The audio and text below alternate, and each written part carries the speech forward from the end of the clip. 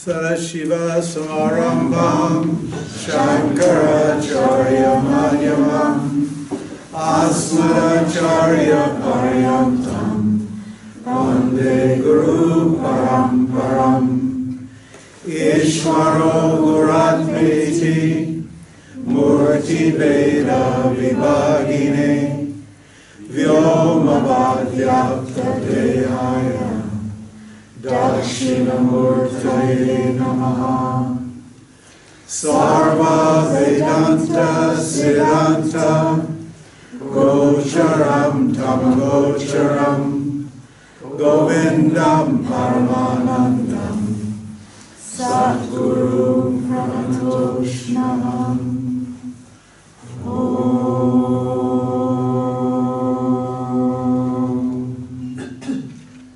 What are the rules? The hardest rule, this is the hardest thing for everybody to do, and you have to keep training yourself to do it, even particularly the people who've heard before. And that is to learn how to listen.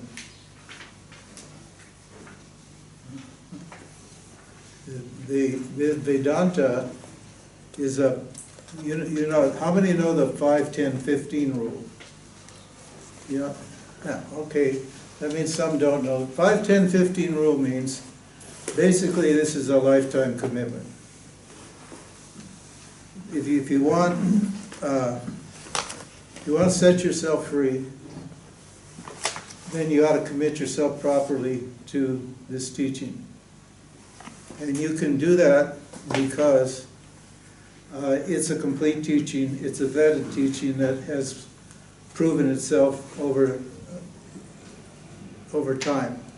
This is thousands of years old, and the essence of this teaching has not changed. The essence of it and the methodology, which is what the teaching is, and the methodology has not changed for thousands of years. And the reason is, it's kind of like prostitution. It doesn't change because it works. Right? They've never invented an alternative to prostitution because prostitution works. And many other eternal things that are eternal. So the human mind is the human mind. It's the same human mind today that was here 50,000 years ago. It's actually a very simple mind, a very basic mind, a very rudimentary mind. It's not all complicated and complex as we flatter ourselves, as we believe in order to flatter ourselves. We are not that complex and complicated. It's pretty simple. And the solution to the problem of suffering is very simple,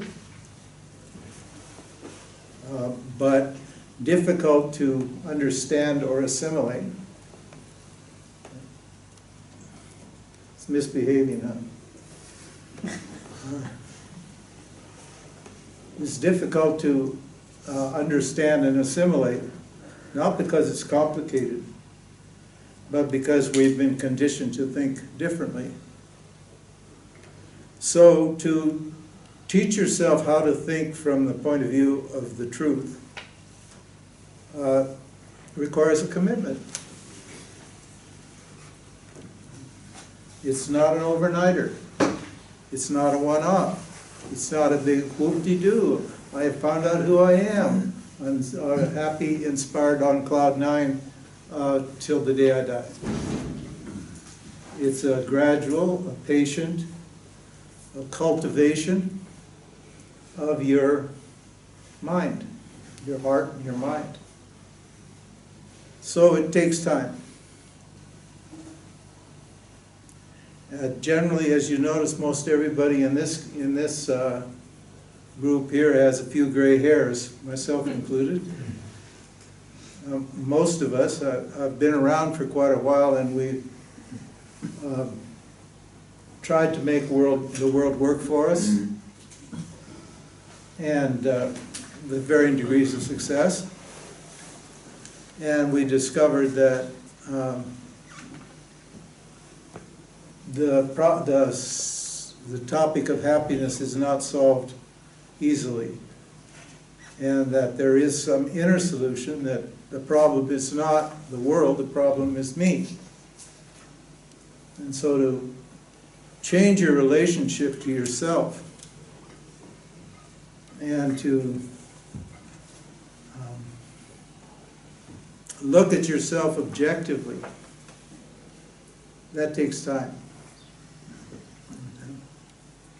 So that's why we have the 5, 10, 15 rule. And that, the reason I've labeled this the complete teaching, although every teaching is a complete teaching because I teach the whole thing every time I teach anything, because that's Vedanta. Just because we have a different name or a different text doesn't mean you're going to get anything different, really. You might find a different emphasis on a particular topic, but you're not going to get anything other than the complete teaching. Is that many people who have been into Vedanta for years find themselves stuck or blocked or stymied at a certain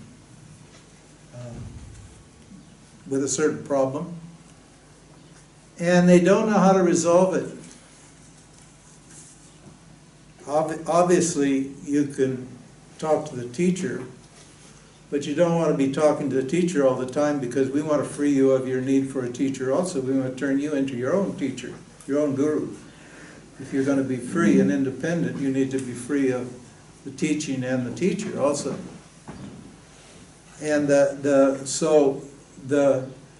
problem is, it can happen at any one of the 3 stages of this teaching. This teaching has 3 stages. That 5, 10, 15 means 30 years. 5 years to hear it, 10 years to reflect on it, ponder on it, to resolve your identity issue, and 15 to actualize the teaching in your daily life. It's a setup, it's a program. So I need to be able to learn how to listen without prejudice. In other words, without interpreting what I've heard. This is the hardest part of this teaching. If you can cultivate this skill, professionals have this. If you're a professional in a field and you've done well in your field, you're able to listen. Because if you just interpret everything in a particular field, whether it's business or science or education or entertainment, it doesn't matter what field it is. If you just bust in there with your own ideas and try to get your field to conform to your idea, you're going to miserably fail. You need to listen and find out what's actually going on, and then add your input once you're clear about what you've actually heard and what the situation is. That's very difficult to do, because we all have these agendas. We all imagine that we know more than we know, that what we know is superior to what everybody else knows.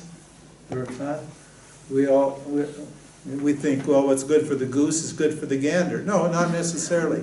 What's good for the gander may be good for the gander, and what's good for the goose may be good for the goose. You don't want to think that you know what's best for everybody. Understand?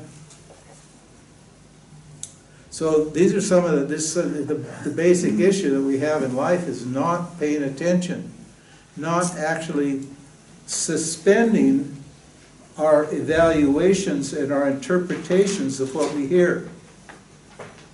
Now, that doesn't mean you won't evaluate and interpret. We're not saying that, because the mind needs to evaluate, interpret information. But in this case, which is a very interesting field, this Vedanta field, In this case, you're not, if it's going to work for you, you're not the authority here. In other words, what you've experienced in life is basically useless. What? You mean I've wasted my whole life? Yes.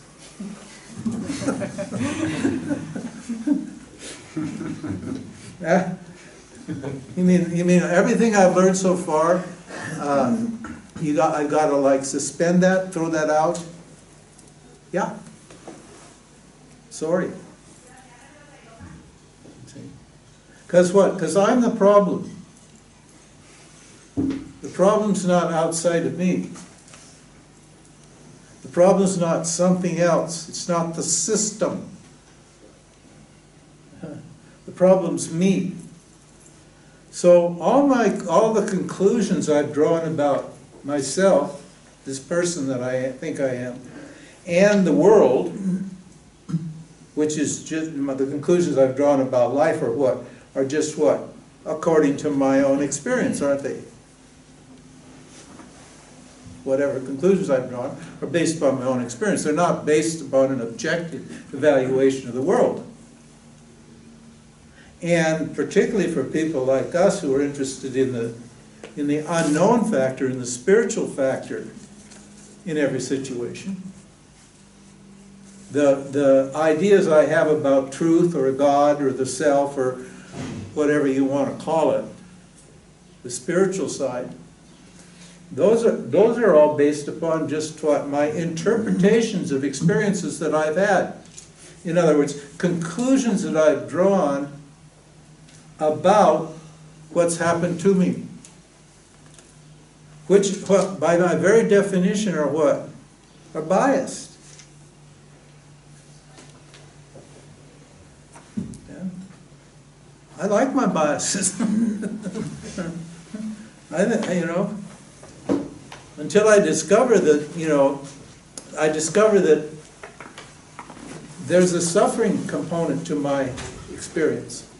Maybe it's the most dominant component. And the reason I'm suffering is because I'm interpreting things according to my own narrow little myopic telescope.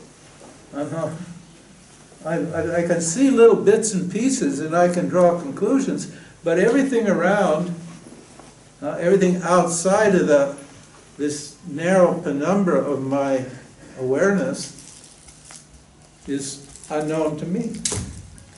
And everything that happens here on the local level, what only happens on the local level because of all the factors that are surrounding it. No individual unit in this vast field of existence operates on its own. Yet my whole view is that I'm an independent unit. I'm separate from anything. I'm unique in every way, and special in every way, and different in every way. See, you can see where the suffering's going to come in, can't you?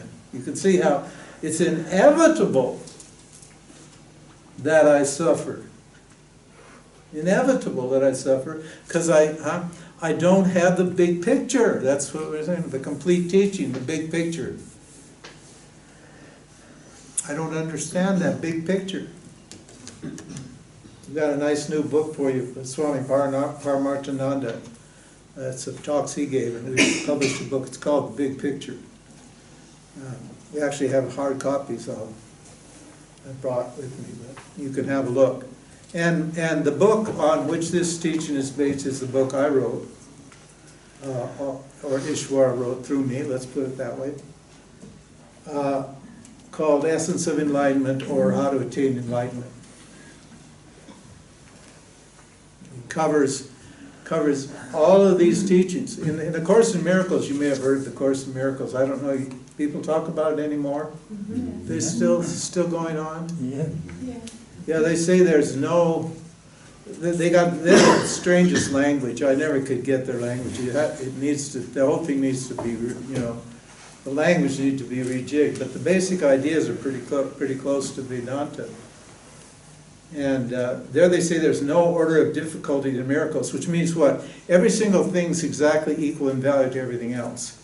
In other words, there's no difference between one thing and another thing. So no one idea is more important than any other idea. That's the point here. Because this is a non-dual reality. Means what? Everything is equal to everything else. And if I lend too much weight, in other words, if I put too much a weight on a particular idea and undervalue another idea, I'm going to what? My view of reality is going to be distorted. Because I want to see life as it is, and if I can see life as it is, what? I'm not going to have a problem. I can function here efficiently. I can see where I fit into the big picture. If I can't see clearly where I fit, then what? I'm just going to keep bumping into things. Tripping over my own feet and bumping into things. I'm going to lose things, forget things, I'm going to suffer, I'm going to have all the typical, should we say boring human problems? Yeah. Sometimes you wish you were an animal. Huh? And just your program was just laid out and you didn't have to think about it. You just, you know, when you're meant to quack, you quack like a duck because you're a duck. And, you know, it was all set up for you. But here, you know, we've got a real problem, us humans, because we're what? We're self-reflective. We're actually aware of ourselves. So we can second guess ourselves. We can make mistakes. There's no mistakes in the animal kingdom or the plant kingdom. The plants are conscious entities and animals are conscious entities. They don't make mistakes. They don't feel guilty. They don't misunderstand things because they don't think about things. Huh? They just follow their programs implicitly. So there's pleasure and pain, yeah, but that's the nature of life. There's pleasure and pain everywhere. So, but the suffering, which is how I interpret what happens to me, that doesn't happen to them. Because they're not interpreting. But we're interpreting. And what does that mean? My perspective on life is always just what? My perspective. I was reading, there's a lovely story in the New York Times. It actually they set it up. They wrote last week, they wrote people to write in about renunciation, or quitting. So it was, and they selected people up from all over the country, I guess, mostly New Yorkers, but people who read the Times, wrote in little essays on what they had quit. It was really, and I was really impressed by it. I enjoyed reading it very much this morning. I read all of the articles. One person quit sex. Another woman quit makeup. Another quit relationships. There were all kinds of, they chose one from all these different fields, different kinds of people. And they all wrote very eloquently and elegantly and so forth and so on. And I thought, well, if I'd have known about this, I would have written an essay for them. Because I know how to write. And it's a topic that's very interesting to me, is renunciation, the spirit of renunciation. So, which is an extremely important quality that you need to have if you're going to set yourself free, is letting go. Renouncing and letting go, consciously letting go of stuff, whatever it is. And they had, oh, it was really good. And I thought, what would I write? And then I looked through the list and I thought, oh, I'd done all of those. I thought I'd write an article as, I quit me.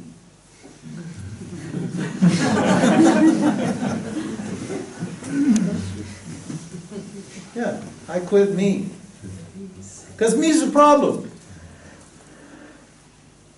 You know, if you think the problem's outside yourself, then you're not in the right ballpark here. Then you know, go to a shrink. Maybe that'll help. Do something else, huh? Go into politics and try to change the world. I don't know. But we're not interested in changing the world. The world is fine as it is. It's not going to change because we want it to change. And the only control you have is over what you think or feel. That's the only power you actually have. You may make little impacts here and there, but they never last. So I need to recognize that I'm the problem. And I need to understand why I'm the problem, why I have a problem. And I need to get an objective understanding of who I am. Now this is just a picture of who you are. This is just a picture of the universal person. If you count yourself as a human being, then this is what you look like. This is your selfie. This is a selfie. So we've got, you know, so it's our job, those of us who have been taught. This is not my idea, okay? I was taught this. I didn't cook this up. I didn't experience this or dream this up or anything of the sort. I was taught this. And when I was taught who I am. I thought I knew who I was until I was 27 years old, and then I realized I didn't know a damn thing, and I just bumped into this guy who taught me, who I could see was a free person. How did I know he was a free person? I don't know how I knew, I just knew. And I asked him, how come you're so free? How come you're so happy? How come you are absolutely beautiful? He said, because I was taught this. I said, oh, well, what's this? He says, Vedanta. What the hell is that? He says, don't worry. Just sit down, shut up, pay attention. He said, I'll have you out of here in as short as possible because you're using up valuable real estate that other people could use. You're wasting chair space. So sit still, shut up, pay attention. And what? I'll show you what it is, because I've been taught. And he had the same thing, same problem we all had. Which is, you know, you're taught to remember things, you're taught to chase things in the world, you're taught to survive without even thinking twice about the fact that if you're here, you're surviving. Isn't it? Huh? What are you trying to survive for? If you're here, you're surviving. There's no survival. Survival means you need to, we'll talk about, you know what they are anyway, we'll talk about all of these survival needs that we have and try to put them in perspective so we can get beyond this personal view. And it's very difficult. Even hearing this is very difficult because you can't imagine, I'm so attached to the way I see things, to my own uniqueness, my own specialness, that it's scary. I think, oh, who would I be without me? I can confidently tell you that you'd be great without you. Okay? You'd be absolutely wonderful without you. If you could quit you, you're going to be happy beyond measure. And that doesn't mean you're not going to survive, and that doesn't mean you aren't going to exist. It doesn't mean anything like that. We need to understand what it means to be free of me. So and this is assuming that if you're sitting here, you may not realize this when you came in, but you will understand it now. This is assuming that there's some part of you that wants to be free of you. And if there is, you should cultivate that part. And how do you cultivate that part of yourself? Well, you learn how to listen, which means what? What I'm getting down to is don't argue with me, okay? Because you're always wrong. Because it's not me. You're not arguing with me. You're arguing with something that is impossible to disprove. Because the logic of existence is built into this teaching. And there's no way you can argue with existence. You see, you may have your ideas, but you will get defeated at every stage. Every single argument has all been worked out. That's why this is a complete teaching, and it doesn't need any improvement, because there's not one issue that hasn't been taken care of carefully to the satisfaction of that person that you are. In other words, what Vedanta does is it reveals to you the unexamined logic of your own experience.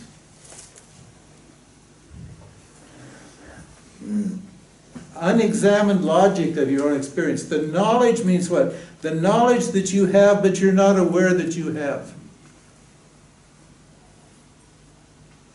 This is why, when you hear it, it resonates with you. It's meaningful. It's inspiring. Because you realize that you know this somewhere deep inside yourself. You know this. And then you're hooked.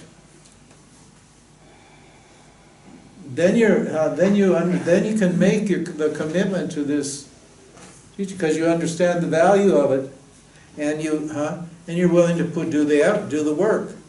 And it doesn't mean that further on down the line, it's one fine day you're going to feel free. It means what? You set yourself free every day, every minute of your life. You set yourself free. By letting go of those thoughts that limit your vision. Those thoughts that constrict you. Those voices, that voice inside that diminishes you and makes you feel small. That thought's coming up all the time. You don't think, oh, that's going to go away, in 10 years when I get enlightened. Forget it. It's not going to go away in 10 years when you get enlightened.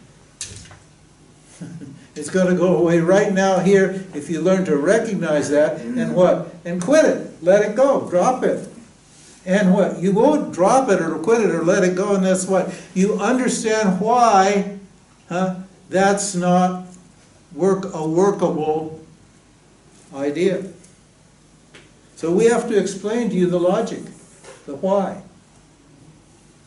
You don't have to talk to a duck and tell it why. You say, well, you're supposed to quack. They say, well, why do I have to quack? You don't have to talk to a dog about whether, I don't know, why do I have to bark? I'm so tired of barking. No.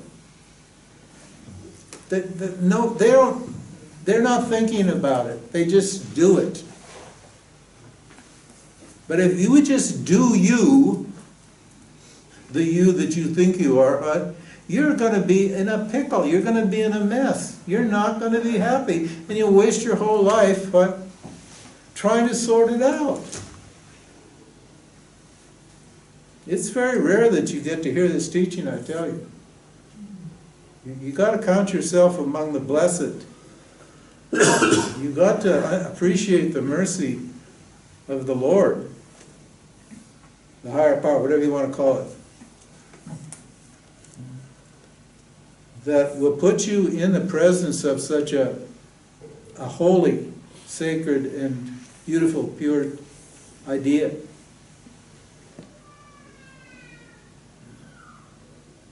You got to pat yourself on the back for what?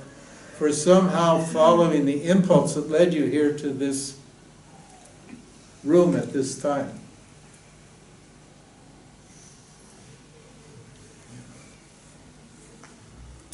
So, you can, you know, obviously, you can argue, but that comes next. Once you've heard it, then you can argue with it, okay? Then we call that the reflective or the pondering phase. Then you look at what you've heard. You look at what you think and feel, let's put it that way. You look at what you think and feel in light of what you've heard, and what do you do then? Now you've got a clear idea of what the teaching says, and you've got a clear idea of what you think and feel. Now what would be your next conclusion?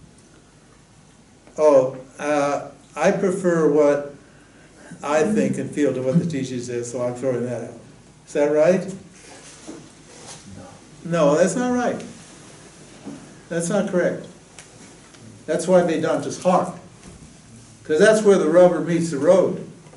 Here, this is where you let go of your ship. And you realize why. Because this teaching, these guys, whoever they were who gave it to us, and we put it back on God, since nobody in our tradition wants to claim this. That's the beauty of our tradition. We don't claim it, and our gurus don't claim it. We just dump it all back on God, on the self. Say, that's where it came from. You know, maybe we were lucky enough to understand it and listen properly and make the steps at the right time in the right way. So now that we can say we understand it, but we can't claim that it's ours. We just know that it works. That's all. We just know that it solved that basic human issue. Who am I? In this case, I've changed it to, I've changed it, as you know, to what am I?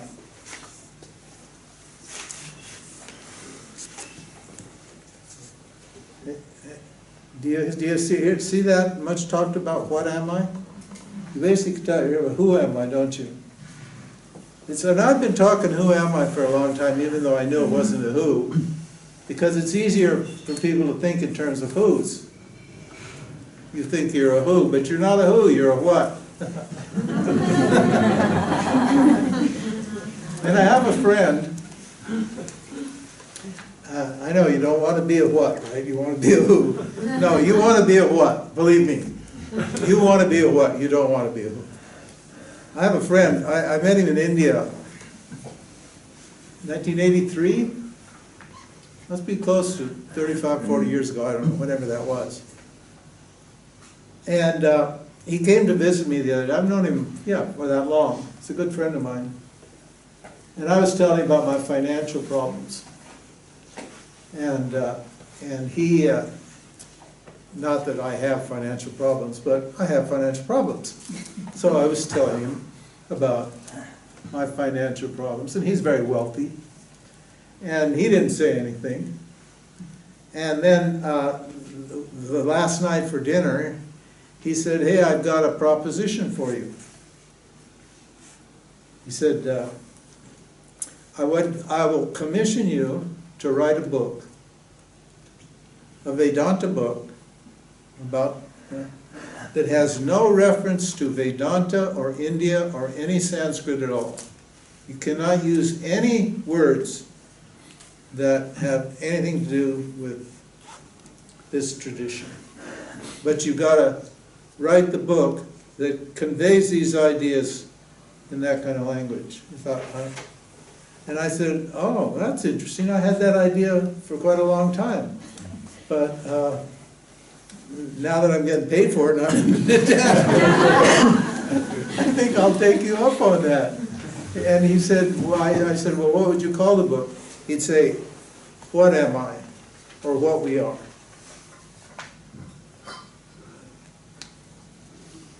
And I thought, yeah, that's right. That's better. Better than who? Because There's no who's here. There's only what. And freedom is in what? Is in the what? Bondage is in the who. Bondage is who is a personal thing. That's why you have personal gods, so forth and so on. I think that you want to personify them. You look at the religious literature. God has all been turned into a person. Of course, in one culture it looks like that, in another culture it looks like that. They all project their own personal stuff on this universal principle. It's not a person at all. It's a what? And the bliss and the awareness, the knowledge, and the power is all in the what, not in the who. Whatever power that we little people, us little people have, we all borrow it from that great power, from that great what? From that great consciousness, that great existence, that what? Informs every thought and feeling and action that we do.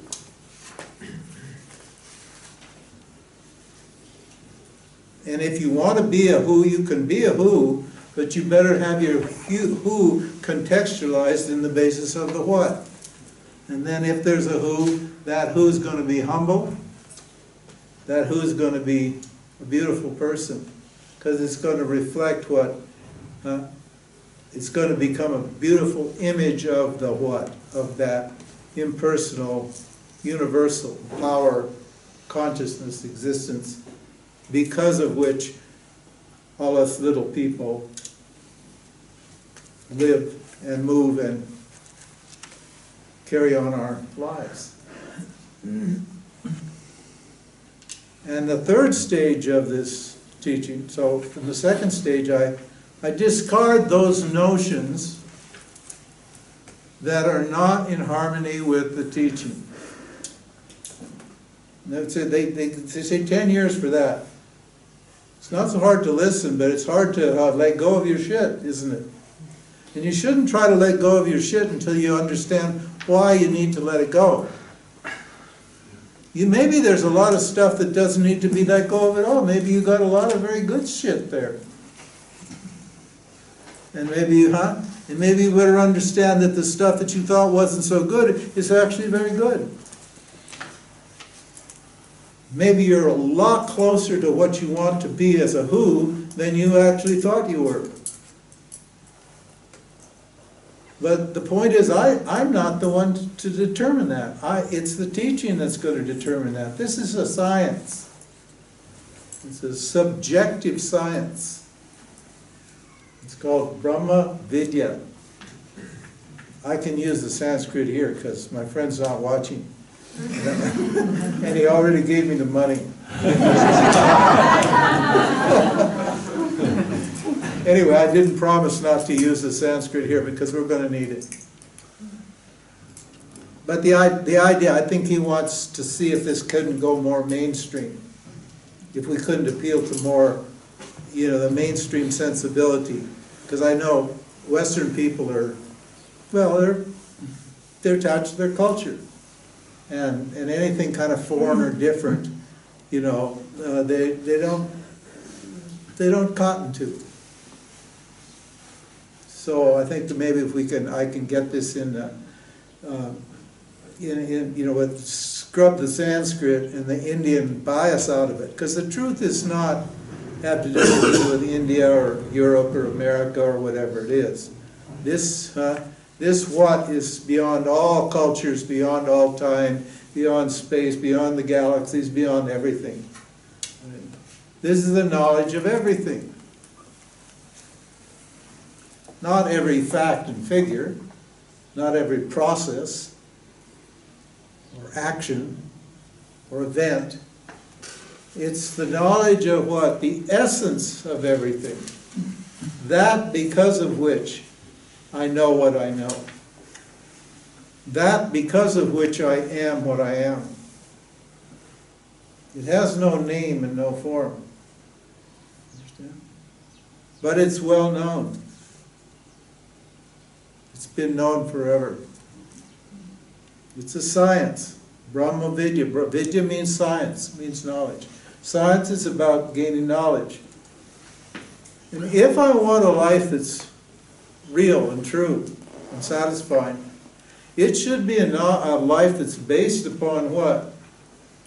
On knowledge. It should be a knowledge-centered life. Because knowledge is what you can always count on.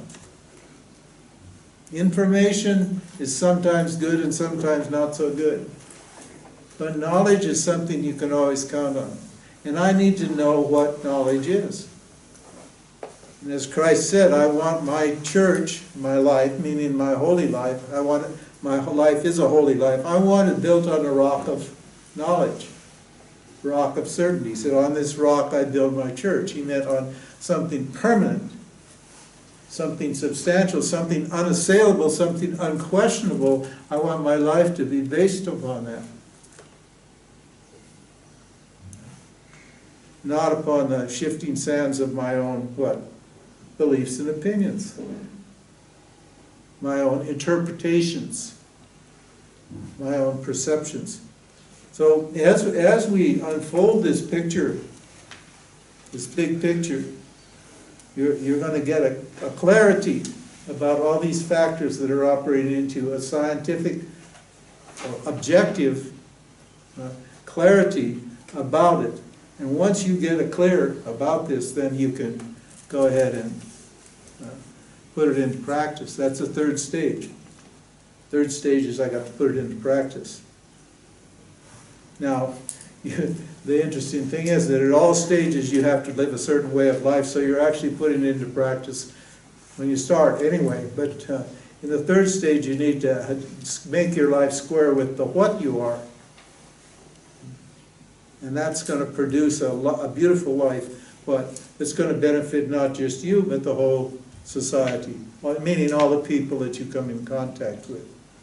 So if you want the world to change, then you need to what? Fix yourself. You need to take one fool out of the equation. That's the most helpful thing you can do for the world, is what? Get rid of the ignorance that you're contributing to the world.